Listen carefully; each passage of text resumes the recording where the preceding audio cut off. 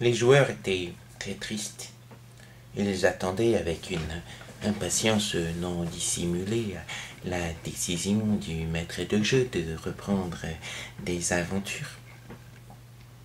Le maître de jeu qui s'était laissé aller à une vague d'émotion la semaine dernière pour parler de son auteur favori, Nigel Finlay, et qui s'était dit avec une certaine dose d'introspection qu'il aimerait bien faire d'autres sujets dans le genre qui auraient pu concerner certaines de ses passions avant de se relancer dans des chroniques qui auraient effectivement peut-être un accent un peu plus ancré dans une certaine réalité, puisque ancré dans un jeu en particulier. Les joueurs attendaient. Alors, tu vas nous faire jouer quoi? Lui demandèrent-ils tous en chœur, ou presque. Certains étaient un peu lasses, gavés de chips, de bouteilles de coca. Oui, les joueurs se gavent aussi de bouteilles de coca. Je vous dis pas ce que font les miens avec des bouteilles de coca. Comment ils... Enfin, il y a des choses que la morale réprouve même en jeu de rôle. Les joueurs entourèrent le maître de jeu. Alors, quelle chronique tu vas nous faire? Tu vas nous lancer où? Du Donjon Dragon quand même, hein, parce que nous on a tous réfléchi, dirent-ils au maître de jeu, et on veut, tu comprends, on veut absolument, mais sans faille, que tu nous fasses du Donjon Dragon, parce que d'autres jeux on ne pourra pas t'en faire les cons. Le maître de jeu fit remarquer à ses joueurs qu'il y avait des jeux qui étaient en essence comiques avec d'excellentes campagnes, genre Innominé Satanis et la très belle campagne Baron Samedi. Mais les joueurs firent signe qu'ils n'avaient ni envie de jouer des anges, ni envie de jouer des démons, que c'était là une qualité qu'ils devaient acquérir par la simple fait qu'ils étaient d'excellents adeptes du role-playing. Le maître de jeu argua alors qu'il adorait énormément quelque chose qu'on aurait légèrement pu rapprocher des Donjons Dragons, c'était Shadowrun.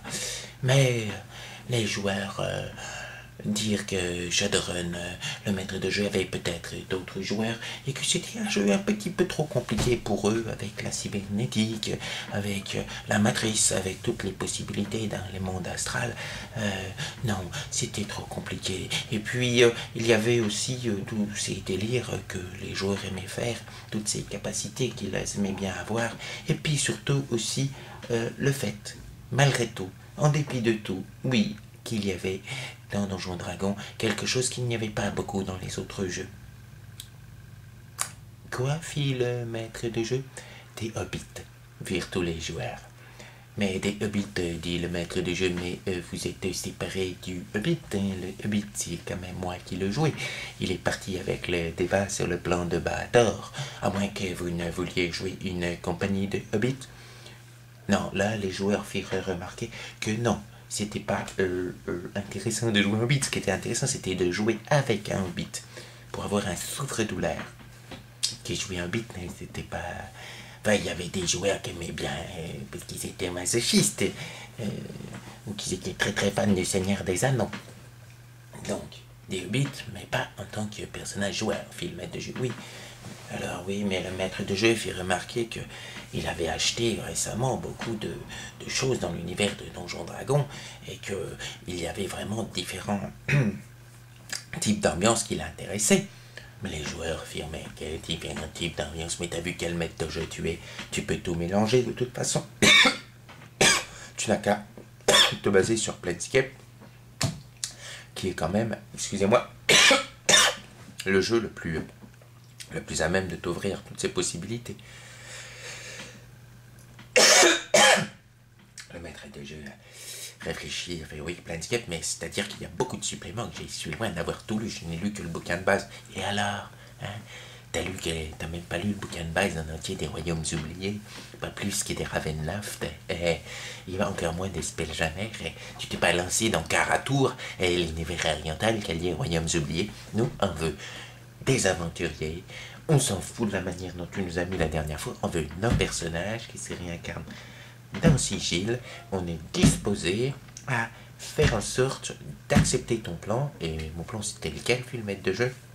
eh bien, que nous soyons bénis par certaines puissances et que nous puissions nous introduire dans l'intérieur de Sigil, la cité des plans, la cité qui se trouve au milieu du multivers, armée de cette puissance, et que nous puissions connaître des aventures afin de devenir un petit peu les gardes de la cité au terrain d'acier, d'argent, d'or dans les plans de l'Empire. Et ensuite, une fois que nous aurons atteint le statut de Dieu, nous avons l'étincelle du divin en nous et nous comptons bien rendre hommage à cette étincelle en jouant d'une manière qui sera plus sérieuse qu'avant, c'est promis.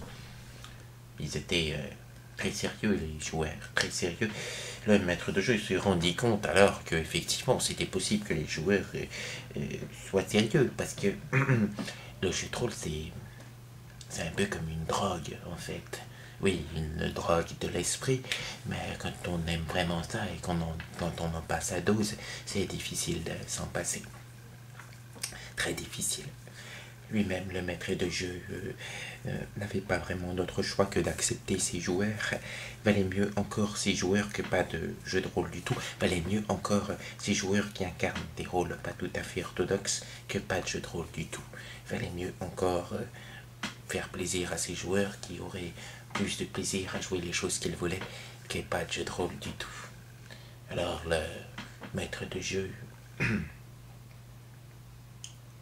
après avoir mené une terrible introspection, regarda les joueurs et leur dit « Bien, mais il faudra quand même que vous redéfinissiez vos personnages. On veut tous les mêmes. » Même droit, fit le maître de jeu au joueur du nain qui était quand même un petit peu bizarre maintenant, le nain avec sa tête de poulpe. Oui, même moi, parce qu'avec les bonus que tu m'as donnés en intelligence et en sagesse, oui, je peux bien continuer à jouer un poulpe, bah, t'inquiète pas, surtout qu'à Sigil, je passerai pas pour un idiot. Et même toi, fit-il au joueur qui incarnait le barde, qui n'avait pas la partie la plus facile quand même, parce que barde, c'était pas simple. Oui, même moi, parce que je suis éventuellement le descendant de tous les autres et qui me protégeront. Bon, le guerrier, c'est sûr, et pour son rôle, c'était le personnage le plus beau de l'univers, limite mâle et masculin, enfin masculin, très mâle et très masculin, surtout humain. Les autres étaient à fond dans leur trip, surtout le mage qui voulait récupérer son pouvoir, le mage elfe, et puis le joueur de la voleuse qui adorait pouvoir et songer à certaines possibilités en plus. Songer particulièrement à pouvoir être ninja. Maître de jeu regarda ses joueurs, c'était bien long, cette partie, cet interlude. Je vous ai tous tués quand même. Oui, tu nous as tous tués, mais pour nous réincarner, on le sait, hein. Puis si nous qui ne réincarnait pas, je te jure, on jouera plus jeu de rôle, plus jamais. Plus jamais. On jouera entre nous, sans toi, sans maître de jeu. On peut ça dans Donjon 4, on a vu ça. On jouera à Donjon 4 rien que pour te faire chier. Donjon 4, fit le maître de jeu. Jeu de rôle parfait, de précision et de mécanique, mais qui ne correspondait pas du tout au style de jeu du maître de jeu. Le maître de jeu prit père et fit bon d'accord, on reprendra les choses. Mais je vous promets pas de pouvoir reprendre les choses la semaine prochaine. Il faut que j'écrive une histoire, que je lise des suppléments. Oui, mais tu pourrais essayer de faire en sorte de redéfinir nos personnages à partir de la semaine prochaine. Qui on est, où on vit, comment on est, dans quel endroit. C'est vrai. Dans quel endroit? Où est-ce que vous avez été récupéré, tout ça? Dans la cité de Sigil, quelle faction vous pouvez servir? Hein? Faire les joueurs. Mais oui, dans Sigil, il y a des factions. C'est du donjon dragon philosophique, dit le maître de jeu, au terme total de son introspection. Quelque chose dont nous avons peut-être tous besoin, hein, pour nous rendre compte de notre addiction et puis pour essayer de sublimer ce qui fait notre passion. Les joueurs se regardèrent dans les yeux, dans ceux qui avaient des yeux, en fin de compte, parce qu'ils n'avaient pas tous des yeux, mais joueurs, et faire de la philosophie. Mais on pourra toujours jouer comme on veut. Oui, vous pourrez jouer comme vous voudrez, et moi je pourrai aussi, enfin, mener certaines choses que j'ai toujours voulu mener.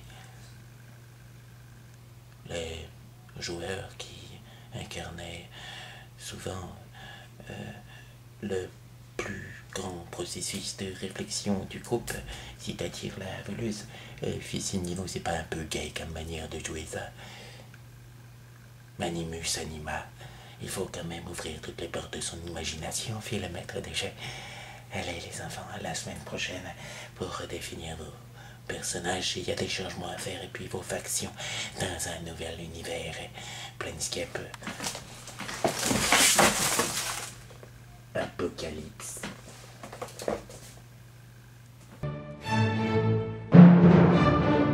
Les joueurs se regardèrent les uns dans les yeux dans les uns, ou dans les becs, ou dans tout ce qui pouvait ressembler à quelque chose qu'ils avaient comme visage, et se dire Apocalypse, mais c'est bien quoi Apocalypse?